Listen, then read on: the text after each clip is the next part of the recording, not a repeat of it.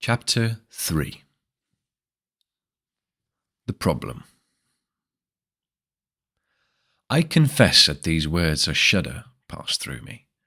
There was a thrill in the doctor's voice which showed that he was himself deeply moved by that which he told us.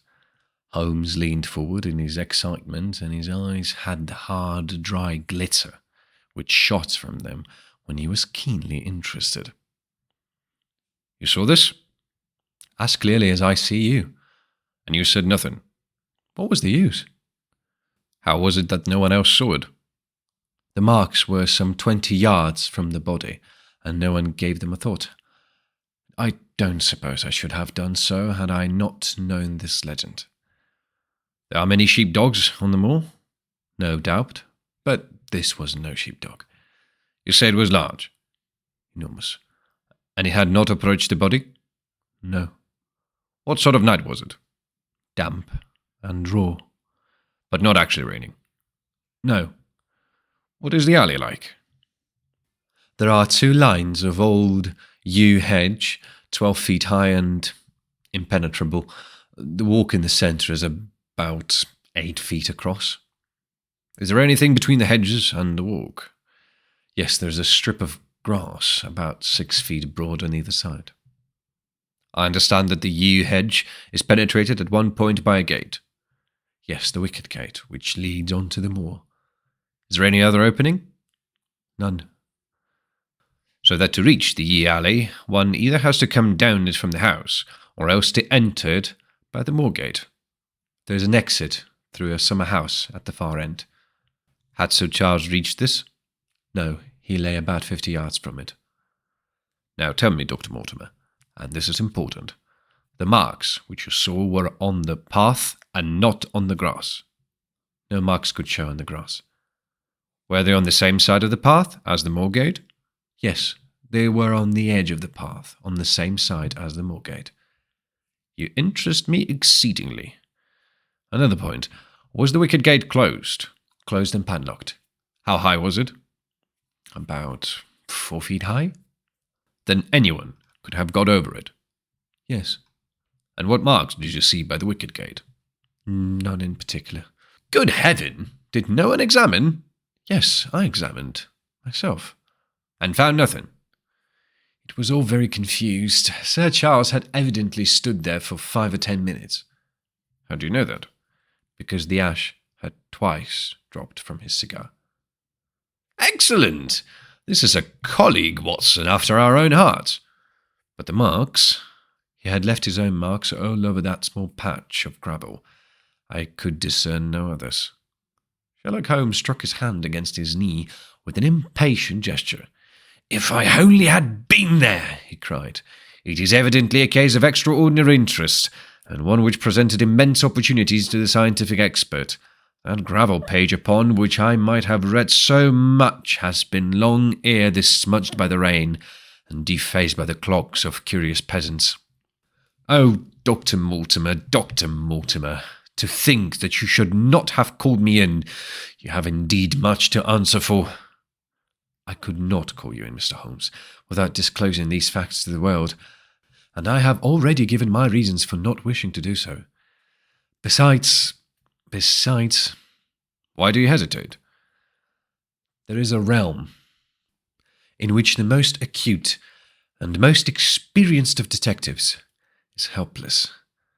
"You mean that the thing is supernatural?" "I did not positively say so."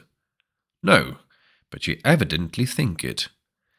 "Since the tragedy, Mr. Holmes, there have come to my ears several incidents which are hard to reconcile with the settled order of the nature."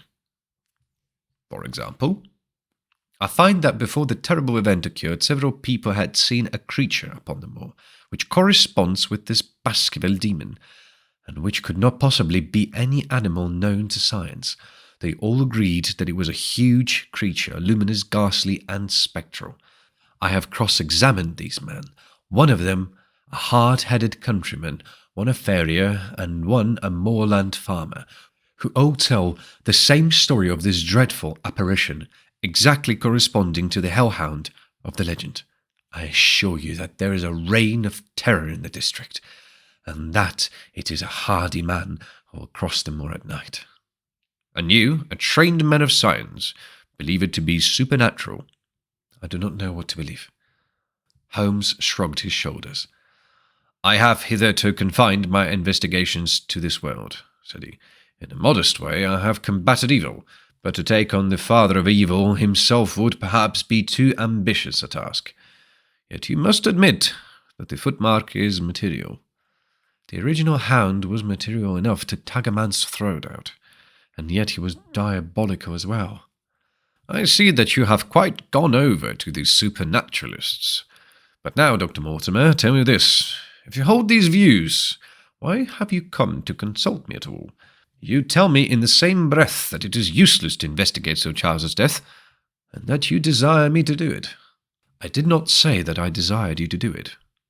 Then, how can I assist you? By advising me as to what I should do with Sir Henry Baskerville, who arrives at Waterloo Station. Dr. Mortimer looked at his watch. In exactly 1 hour and a quarter. He being the heir? Yes. On the death of Sir Charles, we inquired for this young gentleman and found that he had been farming in Canada.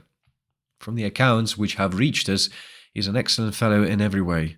I speak now not as a medical man, but as a trustee and executor of Sir Charles's will. There is no other claimant, I presume? None. The only other kinsman whom we have been able to trace was Roger Baskerville, the youngest of the 3 brothers, of whom poor Sir Charles was the elder. The second brother, who died young, is the father of this lad Henry. The third, Roger, was the black sheep of the family. He came of the old Masterful Baskerville strain, and was the very image, they tell me, of the family picture of old Hugo. He made England too hot to hold him, fled to Central America, and died there in 1876 of yellow fever. Henry is the last of the Baskervilles. In 1 hour and 5 minutes I meet him at Waterloo Station. I have had a wire that he arrived at Southampton this morning. Now, Mr. Holmes, what would you advise me to do with him? Why should he not go to the home of his fathers? It seems natural, does it not? And yet consider that every Baskerville who goes there meets with an evil fate. I feel sure that if Sir Charles could have spoken with me before his death, he would have warned me against bringing this, the last of the old race and the heir to great wealth, to that deadly place. And yet it cannot be denied that the prosperity of the whole poor, bleak countryside depends upon his presence. All the good work which have been done by Sir Charles will crash to the ground if there is no tenant of the whole.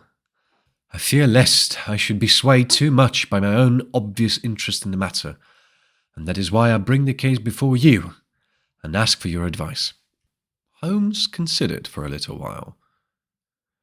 Put into plain words, the matter is this, said he. In your opinion, there is a diabolical agency which makes Dartmoor an unsafe abode for a Baskerville. That is your opinion. At least I might go the length of saying that there is some evidence that this may be so. Exactly.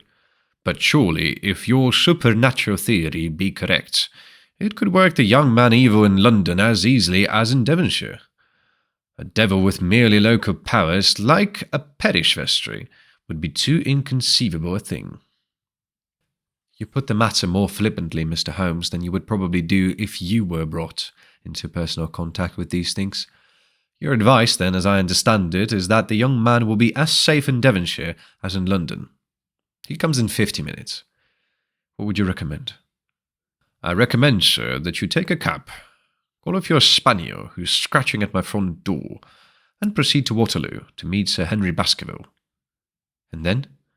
And then you will say nothing to him at all until I have made up my mind about the matter. How long will it take you to make up your mind? 24 hours.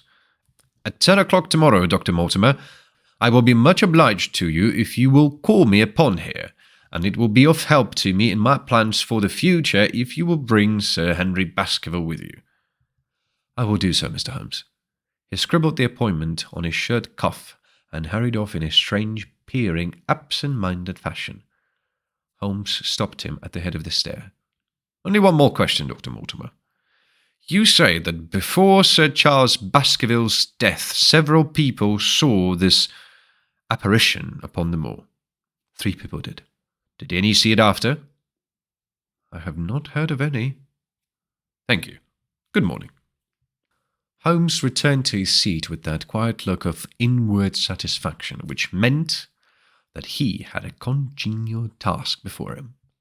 Going out, Watson? Unless I can help you. No, my dear fellow, it is at the hour of action that I turn to you for aid. But this is splendid, really unique, from some points of view. When you pass Bradley's, would you ask him to send up a pound of the strongest shack tobacco? Thank you. It would be as well if you could make it convenient not to return before evening. Then I should be very glad to compare impressions as to this most interesting problem which have been submitted to us this morning. I knew that seclusion and solitude were very necessary for my friend in those hours of intense mental concentration during which he weighed every particle of evidence, constructed alternative theories, balanced one against the other, and made up his mind as to which points were essential and which immaterial. I therefore spent the day at my club and did not return to Baker Street until evening. It was nearly 9 o'clock when I found myself in the sitting-room once more. My first impression as I opened the door was that a fire had broken out, for the room was so filled with smoke that the light of the lamp upon the table was blurred by it. As I entered, however, my fears were set at rest, for it was the acrid fumes of some strong coarse tobacco which took me by the throat and set me coughing. Through the haze I had a vague vision of Holmes in his dressing gown, coiled up in an armchair, with his black clay pipe between his lips. Several rolls of paper lay around him. "Caught cold, Watson?" said he. "No, it's a poisonous atmosphere. I suppose it is pretty thick, now that you mention it." "Thick? It is intolerable." "Open the window, then." "You have been at your club all day, I perceive." "My dear Holmes, am I right?" "Certainly, but how?" He laughed at my bewildered expression. "There's a delightful freshness about you, Watson, which makes it a pleasure to exercise any small powers which I possess at your expense. A gentleman goes forth on a showery and miry day. He returns immaculate in the evening with a gloss still on his hat and his boots. He has been a fixture thereof all day. He is not a man with intimate friends. Where, then, could he have been? Is it not obvious? Well, it is rather obvious. The world is full of obvious things which nobody by any chance ever observes. Where do you think that I have been? A fixture also. On the contrary, I have been to Devonshire. In spirit? Exactly. My body has remained in this armchair, and has, I regret to observe, consumed in my absence 2 large pots of coffee and an incredible amount of tobacco. After you left, I sent down to Stamford's for the ordnance map of this portion of the moor, and my spirit has hovered over it all day. I flatter myself that I could find my way about." "A large-scale map, I presume?" "Very large." He unrolled one section and held it over his knee. "Here you have the particular district which concerns us. That is Baskerville Hall in the middle." "With a wood round it?" "Exactly. I fancy the Ye Alley, though not marked under that name, must stretch along this line, with the moor, as you perceive, upon the right of it. This small clump of buildings here is the hamlet of Grimpen, where our friend Dr. Mortimer has his headquarters. Within a radius of 5 miles there are, as you see, only a very few scattered dwellings. Here is Laughter Hall, which was mentioned in the narrative. There is a house indicated here which may be the residence of the naturalist, Stapleton, if I remember right was his name. Here are the 2 moorland farmhouses, Hightor and Fourmire. Then, 14 miles away, the great convict prison of Princeton. Between and around these scattered points extends the desolate, lifeless moor. This, then, is the stage upon which tragedy has been played, and upon which we may help to play it again. It must be a wild place." "Yes, the setting is a worthy one. If the devil did desire to have a hand in the affairs of men—" "Then you are yourself inclining to the supernatural explanation." "The devil's agents may be of flesh and blood, may they not? There are 2 questions waiting for us at the outset. The one is whether any crime has been committed at all. The second is, what is the crime, and how was it committed? Of course, if Dr. Mortimer's surmise should be correct, and we are dealing with forces outside the ordinary laws of nature, there is an end of our investigation. But we are bound to exhaust all other hypotheses before falling back upon this one. I think we'll shut that window again if you don't mind. It is a singular thing, but I find that a concentrated atmosphere helps a concentration of thought. I have not pushed it to the length of getting into a box to think, but that is the logical outcome of my convictions. Have you turned the case over in your mind? Yes, I have thought a good deal of it in the course of the day. What do you make of it? It is very bewildering. It has certainly a character of its own. There are points of distinction about it. That change in the footprints, for example. What do you make of that? Mortimer said that the man had walked on tiptoe down that portion of the alley. He only repeated what had some fool said at the inquest. Why should a man walk on tiptoe down the alley? What then? He was running, Watson. Running desperately. Running for his life. Running until he burst his heart and fell dead upon his face. Running from what? There lies our problem. There are indications that the man was crazed with fear before ever he began to run. How can you say that? I am presuming that the cause of his fears came to him across the moor. If that were so, and it seems most probable, only a man who had lost his wits would have run from the house instead of towards it. If the gypsy's evidence may be taken as true, he ran with cries for help in the direction where help was least likely to be. Then again, whom was he waiting for that night? And why was he waiting for him in the Ye Alley, rather than his own house? You think he was waiting for someone? The man was elderly and infirm.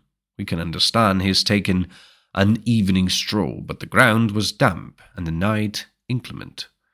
Is it natural that he should stand for 5 or 10 minutes, as Dr. Mortimer, with more practical sense than I should have given him credit for, deduced from the cigar ash?